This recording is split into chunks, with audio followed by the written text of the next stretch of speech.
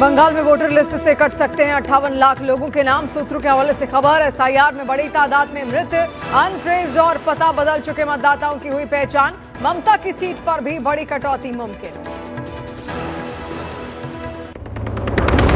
Uttar Pradesh BJP अध्यक्ष के लिए आज होगा नामांकन। रेस में केंद्रीय मंत्री पंकज चौधरी सबसे आगे। नहीं आया कोई और नाम तो कल होगा औपचारिक ऐलान।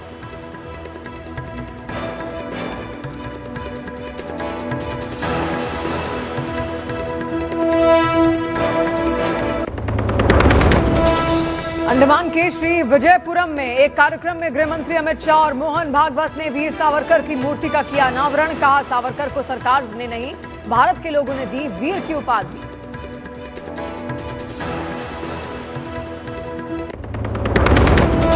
संसद हमले की 24वीं बरसी पर पीएम मोदी ने शहीदों को दी श्रद्धांजलि। साल 2001 में आतंकियों का मुकाबला करते हुए नौजवान हुए थे शहीद।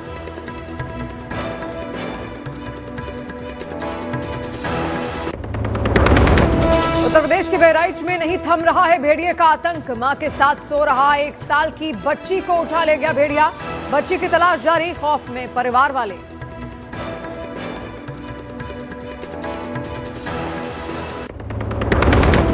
लालू यादव की बेटी रोहिणी आचार्य सोशल मीडिया पर उन्होंने की मायके को सुरक्षित बनाने की अपील। सरकार और समाज से की महिला सशक्तिकरण की मांग। जेडीयू ने लालू परिवार पर कसा तंज।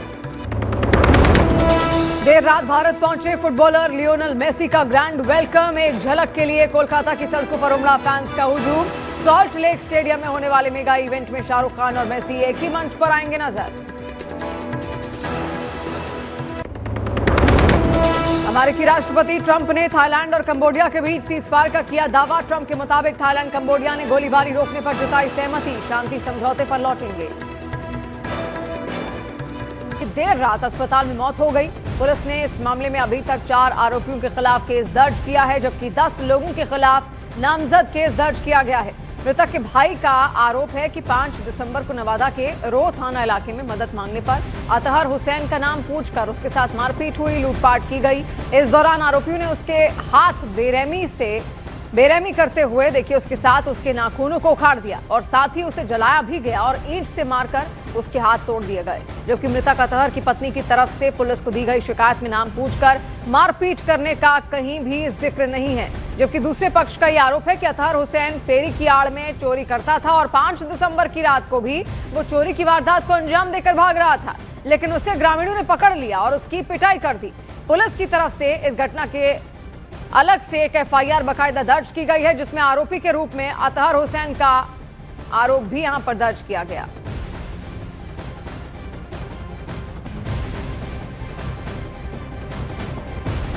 तो पुलिस ने एक एफआईआर दर्ज की जिसमें 10 लोगों के नाम हैं। 4 आरोपियों को गिरफ्तार किया गया है। आरोपियों से भी आगे की पूछताछ यहां पर की जाएगी। अलग अलग एंगल जो हैं वो सामने आ रहे हैं।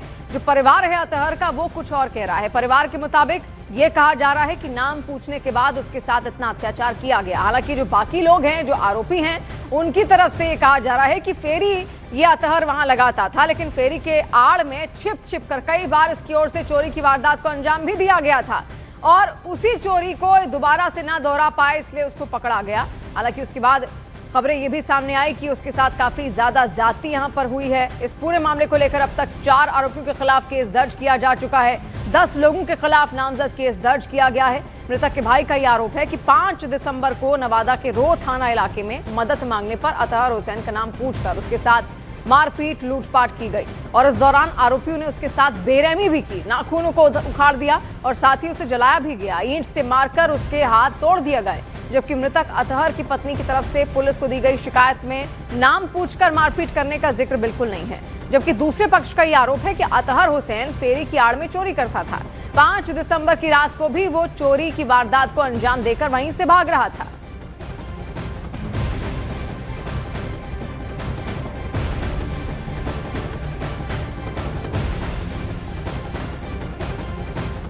तब कुछ लोग वहाँ पर आग ताप रहे थे, तो पूछे कि साइकिल पंक्चर का दुकान कहीं पर है, तो नाम पहले पूछा गया कि अपना नाम बताएं, मोहम्मद अतहर हुसैन। उनके बाद सबसे पहले बोले कि ठीक है, था पूरा टोबा टोबी करे लगा कि क्या क्या तेरे पास है दिखलाओ। तब पैसा 5000 रुपया था इसके पास। और कपड़ा था, साइकिल था, वो सब छीनने लगा। तो अपना बोलने लगा कि ये सब क्यों कर रहे हैं, तो उसको लपड़ थप्पड़ मारने लगा। इतनी लपड़ थप्पड़ करने के बाद इतनी बुरी गत से उसको मारा है कि सबसे पहले तो उसको सिर फाड़ दिया। दूसरी बात है कि ईटा पर रख के उसको हाथ ही तोड़ दिया। तीसरी बात है कि जो जला रहा था वहाँ पर से, तो उसको उठा के पूरा शरीर को उसको जला दिया।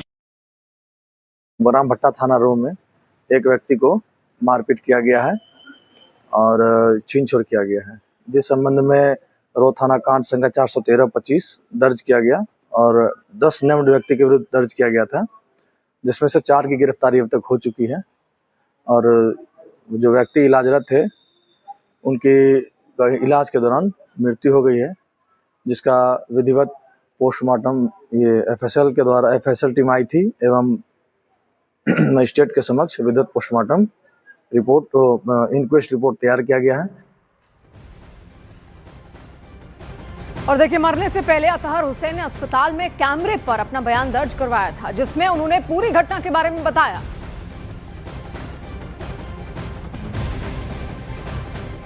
हम कपड़ा बेचने के लिए डुमरी गए थे और के बाद आने में हमको लेट हो गया, 7-8 बज गया।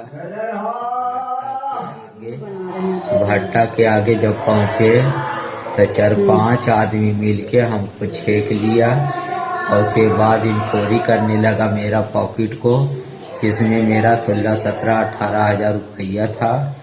उसके बाद कपड़ा था, साइकिल था, सबको छीन लिया। छीनने के बाद क्या हुआ कि 4 आदमी मिलके पैर हाथ पकड़ के एक ठो रूम में ले जाके हमको बंद कर दिया। जब काफ़ी रात हुआ तो हमको क्या किया कि पैंट खोल के उसके बाद देखा कि मियाँ जी है, मेरे पैंट को खोल के पेट्रोल डाल दिया। और देखिए, देश में 14 साल बाद जनगणना की प्रक्रिया शुरू होने जा रही है। 2027 में जनगणना और जातिगत जनगणना कराने की घोषणा की गई है। इसी मुद्दे पर अब व्यापारियों के संगठन सीटीआई ने टैक्स पेयर्स को लेकर एक नई मांग रखी। दिल्ली और देश के व्यापारियों के शीर्ष संगठन chamber of trade and industry ने केंद्रीय मंत्री अश्विनी वैष्णव को पत्र लिखा है। सीटीआई ने मांग की है कि जातिगत जनगणना के साथ साथ ये भी देखा जाए कि किसी जाति के लोग सरकार को कितना टैक्स देते हैं। सीटीआई का कहना है कि सरकार के पास इनकम टैक्स और जीएसटी का पूरा डेटा पहले से मौजूद है। इसके बावजूद आज तक ये साफ नहीं है कि कौन सी जाति सरकार को सबसे ज्यादा राजस्व देती है। सीटीआई चाहता है कि ये जानकारी भी सार्वजनिक हो।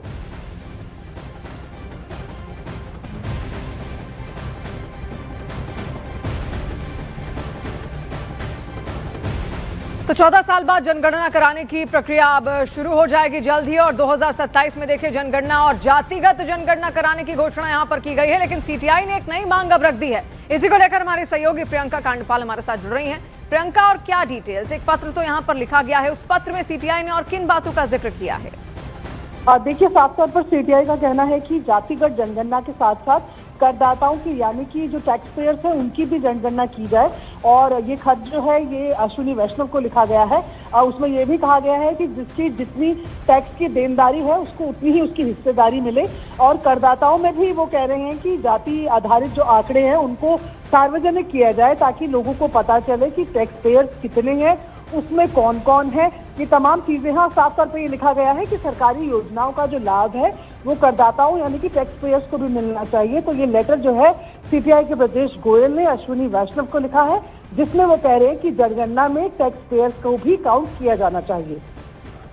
तो देखिए, टैक्स पेयर्स को काउंट यहाँ किया जाना चाहिए, उनका ये कहना है। और सीटीआई चाहता है कि सारी जो जानकारियां हैं वो सार्वजनिक होनी चाहिए। आखिर कौन कितना पैसा देता है, किस जाति का व्यक्ति कितना पैसा देता है, इस जानकारी को भी रिकॉर्ड करना चाहिए। बहुत शुक्रिया प्रियंका।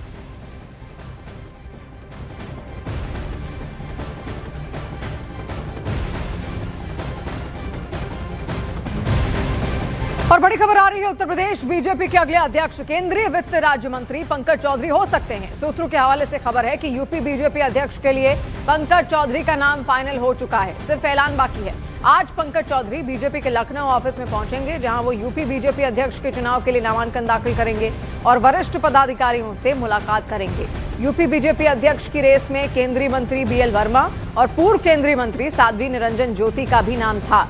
लेकिन सूत्रों के मुताबिक आला कमान ने पंकज चौधरी पर भरोसा जताया है और वो यूपी बीजेपी के सत्र में प्रदेश अध्यक्ष हो सकते हैं। बताया जा रहा है कि बीजेपी नए अध्यक्ष के चुनाव को मेगा इवेंट बनाने जा रही है। कल लोहिया नेशनल लॉ यूनिवर्सिटी में वोटिंग होगी, जहां पंकज चौधरी के नाम का ऐलान हो सकता है। अमित शाह के करीबी पंकज चौधरी गोरखपुर से आते हैं। महाराजगंज से 7 बार के सांसद हैं। 2021 से मोदी कैबिनेट में मंत्री हैं। पंकज चौधरी पीएम मोदी और गृह मंत्री अमित शाह के भरोसेमंद भी माने जाते हैं। उन सभी सांसदों को बुलाया गया है। मैं भी जा रहा हूँ। आज वहाँ पर प्रदेश अध्यक्ष का चुनाव होना है, नॉमिनेशन होना है, उसी में मैं भी जा रहा हूँ। अब ये पार्टी तय करेगी। हम पार्टी के कार्यकर्ता हैं, पार्टी जो जिम्मेदारी देती है वो हम लोग करते हैं। लखनऊ सभी सांसदों को बुलाया गया है। मैं भी जा रहा हूँ। आज वहाँ पर प्रदेश अध्यक्ष का चुनाव होना है, नॉमिनेशन होना है, उसी में मैं भी जा रहा हूँ। अब ये पार्टी तय करेगी। हम पार्टी के कार्यकर्ता हैं, पार्टी जो जिम्मेदारी देती है वो हम लोग करते हैं। और हमारे सहयोगी अमित सिंह इस वक्त हमारे साथ जुड़ रहे हैं। अमित, और क्या डिटेल्स देंगे, क्या तैयारियां वहां पर आप देख पा रहे हैं इस वक्त? जी बिल्कुल, देखिए 1:10 में जो फ्लाइट है पंकज चौधरी की वो लैंड कर जाएगी और उसके बाद सीधे वो यहीं पार्टी दफ्तर पहुंचेंगे पंकज चौधरी और 2 से 3 के बीच में नॉमिनेशन होना है। मैं एक तस्वीर सबसे पहले यहाँ पर भारतीय जनता पार्टी जो प्रदेश कार्यालय है उसकी तस्वीर यहाँ पर दिखा देता हूँ। अब देखिए फूलों से यहाँ पर सजावट कर दी गई है और बैलून से सजाया गया है और यहाँ पर आप देख पा रहे हैं तस्वीरों में कि किस तरीके से पूरी सजावट यहाँ पर कर दी गई है, क्योंकि हर किसी को इंतजार था। यह पल का 1 साल से कयास लगाए जा रहे थे कि कौन होगा नया प्रदेश अध्यक्ष, और अब जो इसमें से सबसे प्रबल दावेदार हैं वो है पंकज चौधरी। और हमारे साथ मौजूद हैं हीरो वाजपेयी पंकज चौधरी के बेहद करीबी। आप बेहद करीबी माने जाते हैं, महाराजगंज से 7 बार के सांसद रहे, मुहर लग चुकी है। देखिए, भारतीय जनता पार्टी की एक खूबसूरती है कि नामांकन होने के बाद जब पूरी चुनाव प्रक्रिया पूरी हो जाएगी उसके बाद ही नाम का ऐलान होता है। तो हमें लगता है हमारा एक संविधान है, संविधान के अनुसार चुनाव प्रक्रिया चल रही है। चुनाव प्रक्रिया पूरी होने के बाद ही हम सब कार्यकर्ता जानेंगे कि कौन हमारा अध्यक्ष हो रहा है और किसके नेतृत्व में 2027 का विधानसभा चुनाव फतेह करना है।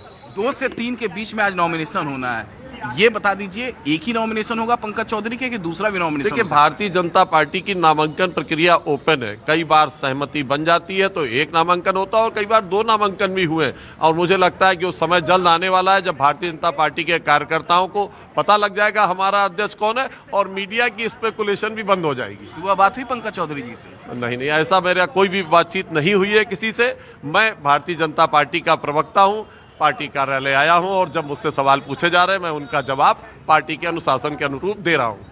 तो देखिए, अब लोकतांत्रिक प्रोसेस के जरिए अध्यक्ष पद का ऐलान, लेकिन 1:10 पे जो फ्लाइट लैंड होगी, इस बताया यही जा रहा है, जो सोर्सेज बता रहे हैं कि उसी फ्लाइट में पीयूष गोयल भी होंगे, तावड़े जी भी होंगे और उसी फ्लाइट से सभी नेता जो है यहीं पर पहुंचेंगे और यहाँ पर पहुंचने के बाद जो मैं सामने जो आपको गेट दिखा रहा हूँ यहीं से वो एंटर करेंगे और फिर जो नॉमिनेशन प्रोसेस है वो नॉमिनेशन प्रोसेस को फॉलो किया जाएगा। मैं तस्वीरें दिखाऊं तो मुख्यमंत्री योगी आदित्यनाथ, राजनाथ सिंह, प्रधानमंत्री नरेंद्र मोदी, अटल बिहारी वाजपेयी, पूर्व प्रधानमंत्री जेपी नड्डा, पीयूष गोयल जो कि चुनावी प्रभारी हैं, इन सब की तस्वीरें यहाँ पर लगाई गई है। और इसके अलावा अगर हम बात करें तो महाराज जी, यानी तैयारी जोर शोर से वहां पर चल रही है और कुछ ही देर में पंकज चौधरी वहां पर पहुंचेंगे, तब लौटेंगे। अमित, आपके पास एक तस्वीर वहां से जानने के लिए लखनऊ में किस तरीके से बड़ी हलचल, राजनीतिक हलचल बीजेपी में यहाँ पर देखने को मिल रही है। और देखिए, अब बिहार के हजारीबाग से भीषण सड़क हादसे का एक वीडियो सामने आया।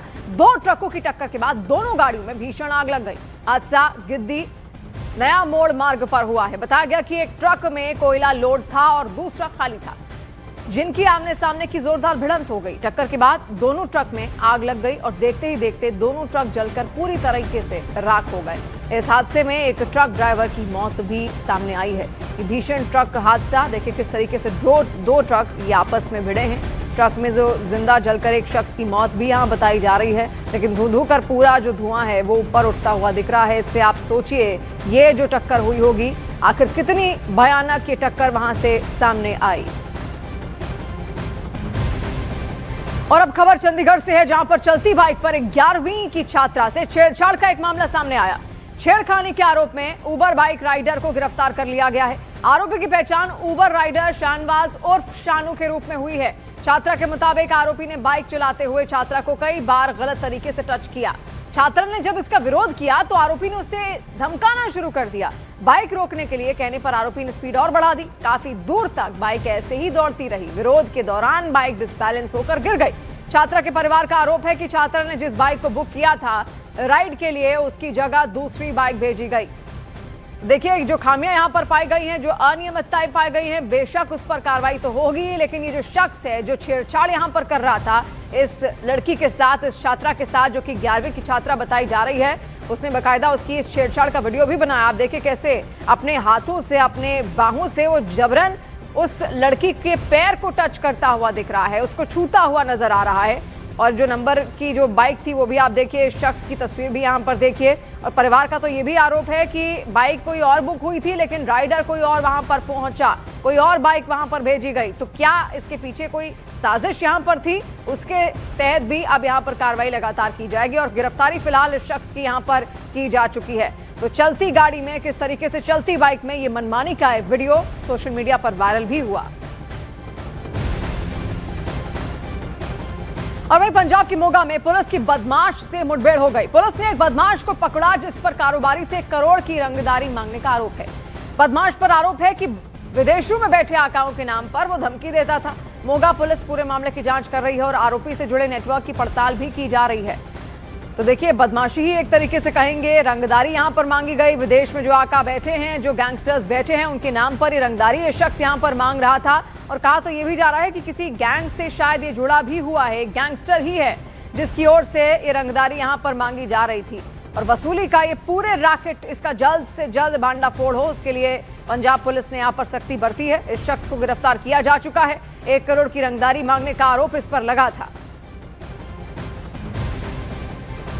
एक शक्की जो है सस्पेक्ट, उसको यहाँ पे स्पॉट किया गया। जब पुलिस टीम ने उसको रोकने की कोशिश की, उसने अचानक ही भागने के लिए पुलिस टीम पे फायरिंग स्टार्ट कर दी।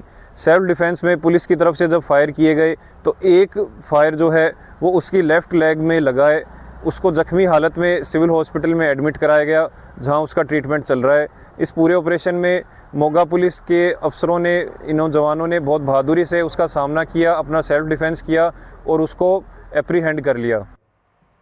और महाराष्ट्र के नासिक में पुलिस के एक्शन की लाइव तस्वीरें सामने आई हैं। तस्वीरों में आप देख सकते हैं कि कैसे आगे आगे चोर भाग रहे हैं और पुलिस उनके पीछे पीछे। दरअसल नासिक में एक घर में चोर करने घुसे थे, जिसके बाद लोगों ने इसकी जानकारी तुरंत पुलिस को दे दी।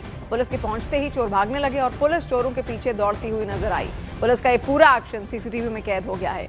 आमतौर पर हमने फिल्म्स में, सीरीज में ही इस तरीके की घटनाएं होती हुई देखी हैं, जहां पर पुलिस चोरों के पीछे पीछे या फिर बदमाशों के पीछे पीछे भागती है। लेकिन ये लाइव तस्वीर आप एक तरीके से कह सकते हैं, क्योंकि सीसीटीवी में पूरा वाकया यहाँ पर कैद हो गया है। वो तस्वीर आप यहाँ पर देखिए। चोर उसी वक्त ठीक बगल से, पुलिस की वैन से, देखिए बगल से वो निकल रहे थे। उन्होंने देखा पुलिस वाले वहां पर खड़े हैं, उनकी गाड़ी आ चुकी है, तुरंत वो वहां से भागे और पीछे पीछे उनके पुलिस वाले भी दौड़ लगाते हुए दिखाई दिए और झट से उन्होंने इन चोरों को गिरफ्तार भी कर लिया। चोरी की वारदात को अंजाम देना चाहते थे, ये चाहते थे कि ये चुपचाप इस चोरी की वारदात को अंजाम दे दें, किसी को भनक तक ना लगे।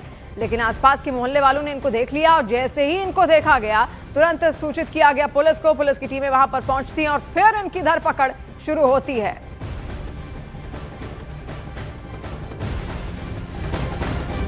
और मध्य प्रदेश के रायसेन में अवैध शराब फैक्ट्री का भांडाफोड़ हुआ है, जहां पर 42 लाख से ज्यादा की शराब पकड़ी गई है। मध्य प्रदेश के 3 जिलों से ये शराब पकड़ी गई। शराब के साथ 4 आरोपी गिरफ्तार किए गए हैं। अवैध शराब अवैध तरीके से बेचने की तैयारी थी, लेकिन पुलिस की सूझबूझ के साथ इन 4 आरोपियों को यहां पर गिरफ्तार किया जा चुका है। 4 आरोपी यहां पर गिरफ्तार हुए हैं। आप देखिए, पेटी की पेटी, कई सारी शराब की बोतलें इन पेटियों के अंदर बंद थी, जो कि अवैध तरीके से इनका निर्माण किया जा रहा था। और ऐसे में जब इनकी धरपकड़ यहाँ पर होती है तो उसके बाद की तस्वीर आप देखिए। एक बहुत बड़ी कामयाबी पुलिस को यहाँ पर हाथ भी लगी है। और जितनी भी अवैध तरीके से शराबें बेची जाती हैं, कई बार ऐसी भी खबरें सामने आई हैं कि उनको पीकर लोगों को नुकसान भी हुआ है, उनकी मौतें भी हुई हैं। और इसीलिए बहुत ज्यादा सतर्क रहना पुलिस का बनता भी था और पुलिस की सतर्कता के चलते ही इन आरोपियों को यहाँ पर गिरफ्तार किया जा चुका है। ये 2 तस्वीरें अलग अलग आप देखिए। अवैध शराब फैक्ट्री का भांडाफोड़ हुआ। 42 लाख की शराब यहां पर तैयार की जा रही थी, उसको पकड़ लिया है पुलिस ने और इसको बाकायदा अलग अलग राज्यों में, अलग अलग जिलों में बांटने की तैयारी भी थी, लेकिन वो बंटे उससे पहले ये कार्रवाई। और उत्तर प्रदेश के हाथरस से एक शर्मनाक घटना सामने आई है। यहां बीजेपी नेता की बेटी के साथ दिन दहाड़े छेड़छाड़ की गई। छात्रा जब ट्यूशन से घर लौट रही थी, तभी बाइक सवार युवक ने उसके गाल पर तमाचा मारा और छेड़छाड़ की। ये पूरी घटना इलाके के सीसीटीवी में कैद हो गई है। मामले के सामने आते ही हाथरस पुलिस हरकत में आई और सीसीटीवी फुटेज के आधार पर 2 आरोपियों को गिरफ्तार किया जा चुका है। 2 छात्राएं स्कूल का बैग टांग कर देखिए या तो ट्यूशन से वापस आ रही थी या फिर स्कूल से, लेकिन तभी अचानक से एक बाइक बगल से गुजरती है। 3 लड़के उसमें यहाँ पर बैठे हुए दिखाई देते हैं। जो लड़का बीच में बैठा है, सफेद रंग की टी-शर्ट पहने, सफेद रंग का स्वेटर पहने, वो इस लड़की को देखे कैसे तमाचा मारता है, छेड़ता हुआ आगे निकल जाता है। इसके बाद अब शिकायत दर्ज हुई। शिकायत दर्ज होने के बाद इनको गिरफ्तार कर लिया गया है। अज्ञात बाइक सवार द्वारा छेड़छाड़ की घटना सामने आई। इसमें तत्काल ही सुसंगत धाराओं में अभियोग पंजीकृत कर लिया गया है व इसमें थाना पुलिस और एसओजी टीम को इसके अनावरण के लिए लगाया गया, जिसमें मात्र 15 घंटे के भीतर ही 2 अभियुक्तों की भी गिरफ्तारी कर ली गई है, जिनका नाम अंकुश उपाध्याय पुत्र नरेश चंद्र उपाध्याय है व दूसरे का हिमांशु पुत्र पवन यादव है। दोनों ही सिकंदराबाद क्षेत्र के निवासी है। और आगरा में एक शादी समारोह के दौरान उस वक्त हंगामा हो गया जब विदाई के समय डीजे बजाने को लेकर 2 पक्ष आमने सामने आ गए। पहले कहासुनी हुई, फिर मारपीट शुरू हो गई और देखते ही देखते पथराव होने लगा। इस हिंसा में कई पुरुष और महिलाएं घायल भी हुई हैं। घटना का वीडियो अब सोशल मीडिया पर तेजी से वायरल हो रहा है। वीडियो सामने आने के बाद पुलिस ने मामले की जांच शुरू कर दी है और आरोपियों की पहचान कर गिरफ्तारी की कोशिशें की जा रही हैं।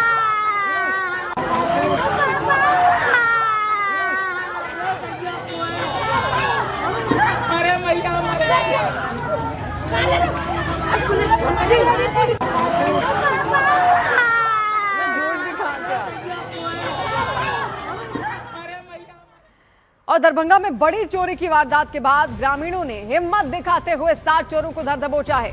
जमालपुर इलाके में सोना चांदी की दुकानों में चोरी के बाद आरोपी फरार हो रहे थे। ग्रामीणों ने पीछा किया तो चोरों ने डराने के लिए फायरिंग भी की।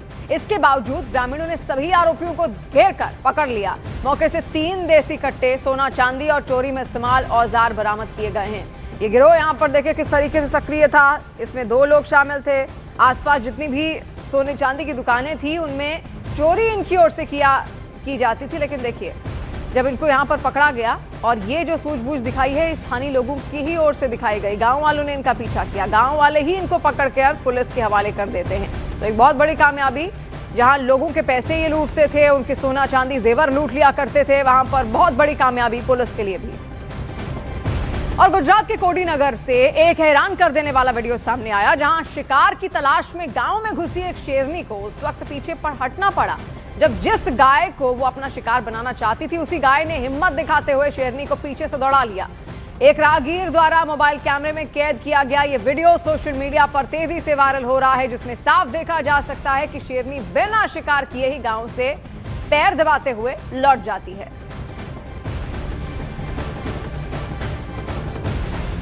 तो ये शेरनी एक गाय को अपना निवाला बनाना चाहती थी, लेकिन उल्टा गाय ने ही उसको डराकर भगा दिया।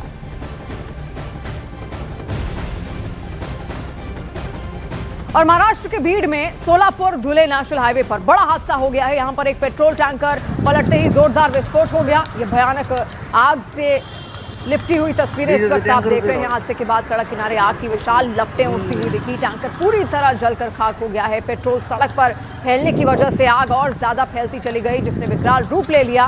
करीब 100 से 200 मीटर तक ये आग फैली हुई है। भयानक तस्वीरें, बेहद भयानक तस्वीरें इनको कहा जा सकता है। पेट्रोल का ये टैंकर पलटा। पेट्रोल का टैंकर पलटने से जो पेट्रोल था वो चारों तरफ फैल गया और करीब कहा जा रहा है 100 से 200 मीटर तक ये पेट्रोल देखिए कैसे सड़क पर फैला हुआ है। इससे धुआं पूरे इलाके में हो गया है, जिससे लोग भी वहां पर परेशान हैं। हालांकि स्थानीय लोग तुरंत वहां पर पहुंचते हैं और ये वीडियो कैमरे से लगातार जो ली हुई तस्वीरें हैं वो आपको इस वक्त दिखा रहे हैं।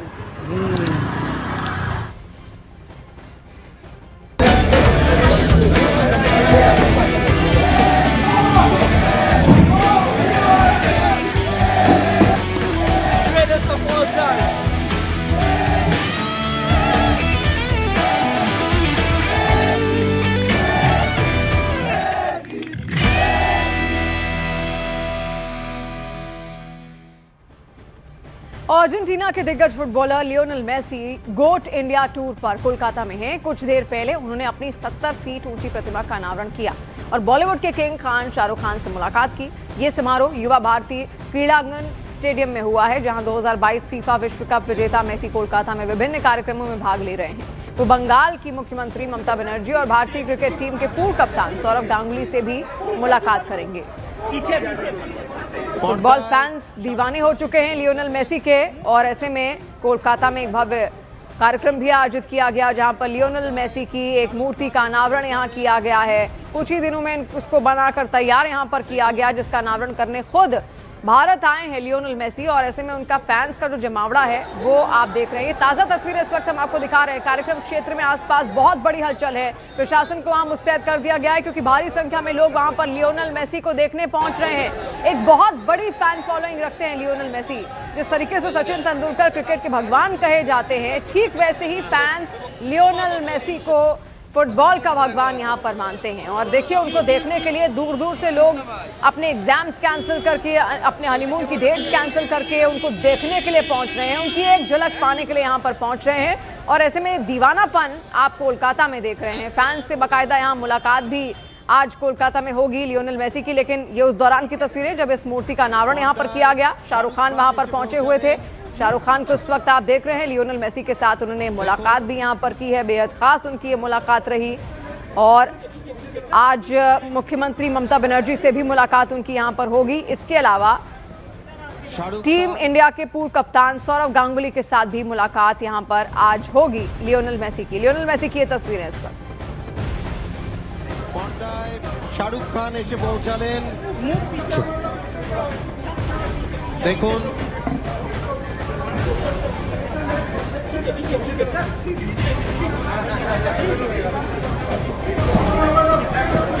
Shahrukh Khan Lionel Messi. तो देखिए, शाहरुख खान के साथ लियोनेल मेसी ये मुलाकात इस वक्त कर रहे हैं, और शाहरुख खान अपने छोटे बेटे अब्राम के साथ वहां पर पहुंचे हैं। उस दौरान की ये तस्वीरें। क्रिकेट फैंस भी, आपको बता दें, जिस तरीके से भारत में क्रिकेट का जो जोश है वो हमेशा हाई रहता है। क्रिकेट फैंस बड़ी तादाद में स्टेडियम्स खचाखच भरे रहते हैं। लियोनेल मेसी को लेकर भी उतनी ही दीवानगी है, और खास तौर पर फुटबॉल पूरे विश्व में पसंद किया जाता है।